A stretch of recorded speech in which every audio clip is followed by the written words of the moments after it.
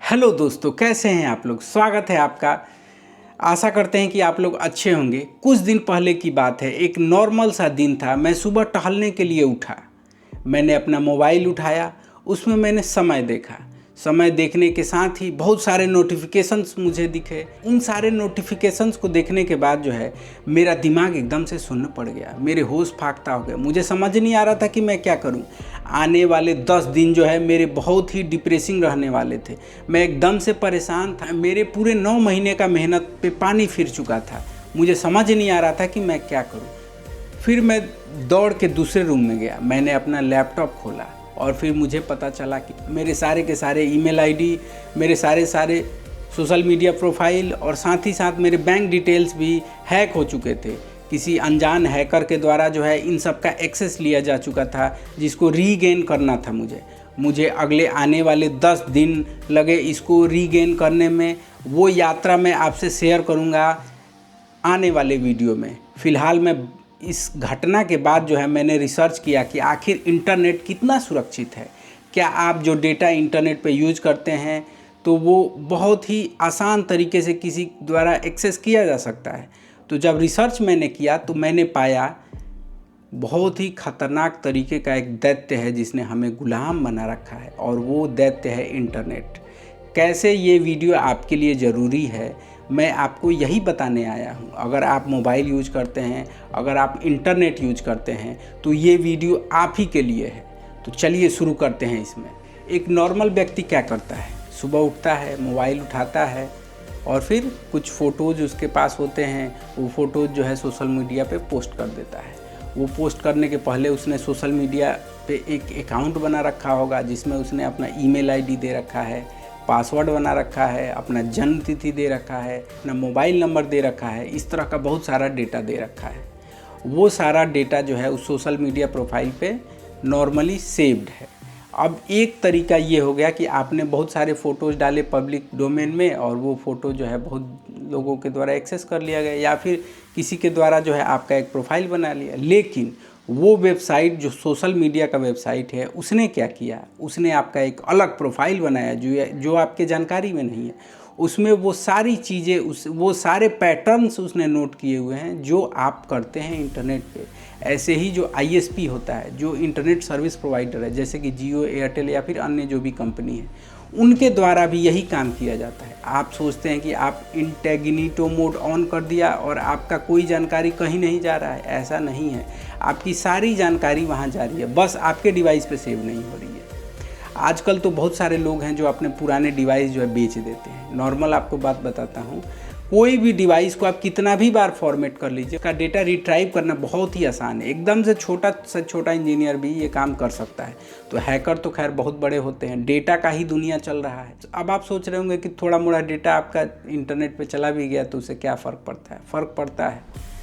अगर आपकी जानकारी सोशल मीडिया के थ्रू ही कहीं पहुंच गई, छोड़िए सोशल मीडिया के थ्रू, अगर हैकर के द्वारा जो है आपका डेटा कहीं पहुंच चुका है तो वो उस डेटा का यूज करके आपके साथ बहुत बुरा हो सकता है। आपको डिजिटल गुलाम बनाया जा सकता है। आपको जो है कॉल करके धमकाया जा सकता है। आपका पूरा पैटर्न उनके पास है। आपके घर में चोरी हो सकती है, कुछ भी हो सकता है। आप इसकी कल्पना भी नहीं कर सकते थे। आपके बैंक से पैसा निकल सकता है। तो आखिर ये कैसे काम करता है, इसके बारे में जो है हमने बहुत रिसर्च किया तो हमें पता चला कि दुनिया में 2 और चिड़ियाँ हैं। इंटरनेट के क्षेत्र में 2 और चिड़ियाँ हैं। एक है डीप वेब और एक है डार्क वेब। तो डीप वेब जो है वो कि सिक्योर चैनल बना हुआ है जिसमें बैंक डिटेल्स रहते हैं। जैसे बैंक का जितना सर्वर है वो डीप वेब के पार्ट हैं, जिसमें जो है एक्सेस करना बहुत ही मुश्किल है और बहुत सिक्योरिटी के साथ जो है उसको एक्सेस किया जाता है। और डार्क वेब है, ये मेन टर्म है। डार्क वेब जो है वो डीप वेब का ही एक पार्ट है। डार्क वेब का निर्माण जो है अमेरिकी सेना ने किया था। और किस लिए किया था भाई, आपको जानकर आश्चर्य होगा कि प्राइवेसी के कंसर्न के वजह से ही डार्क वेब का निर्माण हुआ था। ये इसलिए हुआ था ताकि कोई जान ना सके कि किस आदमी से किसकी बात हो रही है, कोई ट्रैक ना कर सके, कोई प्राइवेसी जो है पूरा का पूरा जो है प्राइवेसी का ही मामला था। जब इसका निर्माण हुआ तो अमेरिकी खुफिया एजेंसी अपना डेटा एक्सचेंज करती थी। तोर एक वेब ब्राउज़र है जिसके थ्रू जो है डार्क वेब को एक्सेस किया जा सकता है। इंटरनेट एक्सप्लोरर या फिर क्रोम ब्राउज़र के थ्रू इसको एक्सेस नहीं कर सकते। उस जो ब्राउज़र को आप एक्सेस करते हैं वहाँ पे जाके आप जो है अपनी पहचान छुपा सकते हैं और फिर कोई भी डेटा वहाँ से ले सकते हैं। क्रिप्टो करेंसी बिटकॉइन के आने के बाद जो है डार्क वेब का बिजनेस और फल फूल गया। चूँकि पहले इस पे अवैध जो भी कार्य होते थे उसको ट्रैक करना बहुत ही मुश्किल था, लेकिन आज के समय में क्रिप्टो करेंसी के थ्रू ट्रांजैक्शंस होते हैं, बहुत सारे कार्य होते हैं। हम आपको बता नहीं सकते हैं उस पर कितना घटिया तक कार्य होता है। जितने भी इलीगल कार्य हैं वो सब उसी पे होते हैं, जैसे कि हथियार बेचना, पोर्नोग्राफी, या फिर किसी का डेटा लीक कर देना, या फिर हैकर्स के द्वारा जो है कहीं से भी डेटा। जैसे अभी कुछ दिन पहले क्या हुआ था कि एयर इंडिया का पूरा डेटा जो है वो किसी हैकर के द्वारा चोरी कर लिया गया, उसको डार्क वेब पे बेच दिया गया। पूरा का पूरा सिस्टम का डेटा ही बेच दिया गया। आपको लग रहा है कि आप जिस सोशल मीडिया पे अपना अकाउंट बना रखे हैं वो कभी डेटा लीक नहीं हो सकता है। फेसबुक तो डेटा ही बेच देता है, हैक होने की तो बात ही अलग है। तो ऐसे ही बहुत सारी चीज़ें हैं। जैसे आप कहीं फ़्लाइट में जा रहे हैं, आपने जो है एयर इंडिया के थ्रू टिकट किया और आपका डेटा वहाँ से वह नाम है, मोबाइल नंबर है, आपका जो है आधार कार्ड है, बहुत कुछ है, वो सारा डेटा हैकर के द्वारा एक्सेस किया गया और उसको डार्क वेब पे बेच दिया। आपका सारा का सारा डेटा चला गया। आपका जो है कब आपने कहाँ यात्रा की ये चला गया। अब एक नई टेक्नोलॉजी आई है डिजी यात्रा में जो है आपका चेहरा का स्कैन किया जाता है और आधार कार्ड के थ्रू ये लिंक्ड होता है, जिससे आप जो है बिना किसी परेशानी के जो है आराम से एयरपोर्ट पे एक्सेस कर पाते हैं। लेकिन अगर कभी मान लीजिए भविष्य में डिजी यात्रा का डेटा जो है हैकरों के द्वारा हैक कर लिया गया और उसको डार्क वेब पे बेच दिया गया, तो क्या होगा? सबको पता है कि क्या होगा। आप कब कहाँ यात्रा करते हैं, किसके साथ यात्रा किए, कैसे रहे, सारा डेटा चला जाएगा। तो ये खतरा जो है इंटरनेट पे बना हुआ है।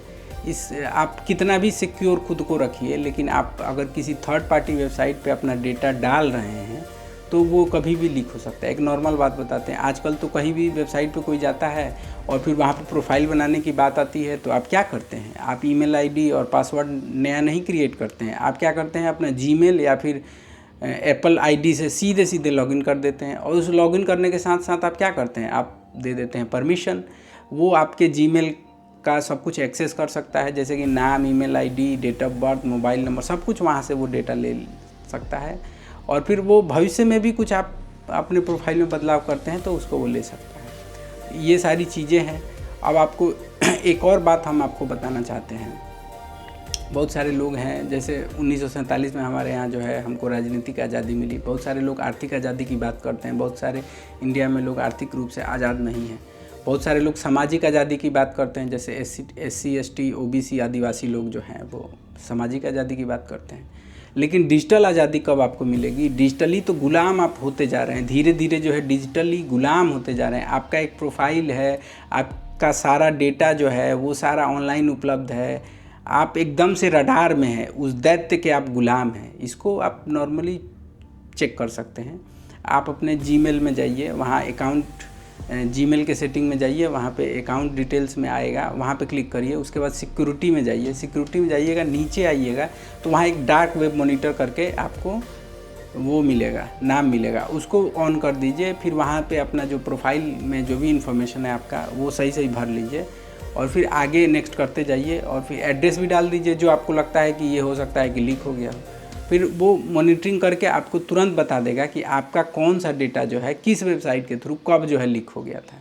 अभी 2013 के लगभग में yatra.com का सारा डेटा लीक हो गया था।